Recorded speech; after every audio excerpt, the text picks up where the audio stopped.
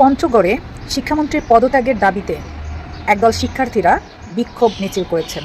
অর্থাৎ এবারে যে এসএসসি পরীক্ষায় সে পরীক্ষায় কঠোর নিয়ম হওয়ার কারণে তারা পদত্যাগ চেয়ে মিছিল করেছেন, বিক্ষোভ করেছেন। তো আমার প্রশ্ন হচ্ছে যে তারা কীরকম পরীক্ষা সহজীকরণ চাচ্ছে আসলে, কথায় কথায় আসলে শিক্ষকের পদত্যাগ অথবা যে কোনো মন্ত্রীর পদত্যাগ, এটা কি এখন একটা দেশের কালচার হয়ে দাঁড়ালো? প্রায় দেখা যায় যে এসএসসি পরীক্ষার্থীরা যারা ফেল করেছে তারা ঢাকা বোর্ডের সামনে গিয়ে মিছিল করতেছে, মানববন্ধন করতেছে, ঝামেলা করতেছে। এইচএসসি পরীক্ষার বেলায় এইরকমই ব্যাপারটা হয়। আবার পরীক্ষা পিছানোর জন্য তারা বিভিন্ন ধরনের আন্দোলন করতেছে, সংগ্রাম করতেছে। কথায় কথায় সব কিছুতেই যদি আন্দোলন করতে হয়, বিক্ষোভ করতে হয়, সেটাও তো আসলে একটু অতিরিক্ত হয়ে যাচ্ছে।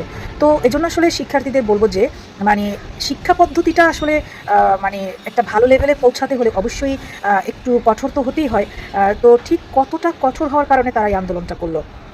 শেখ হাসিনা সরকারের আমলে দেখা যেত যে সে 100% পাস দেখাতে চাইতো, হ্যাঁ, এবং সেজন্য কিন্তু শিক্ষকদের উপরেও একটা চাপ থাকতো যে স্টুডেন্টদের অনেক বেশি বেশি নাম্বার দিতে হবে, তারা ভালো লিখুক বা না লিখুক। এখন সেই যে একটা খারাপ অভ্যাসে অভ্যস্ত হয়ে গেছে শিক্ষার্থীরা, এখন ওরা হঠাৎ করে নতুন কোনো নিয়ম, কোনো কঠোর নিয়ম এরা রিসিভ করতে পারতেছে না। আমার কাছে এটাই মনে হচ্ছে।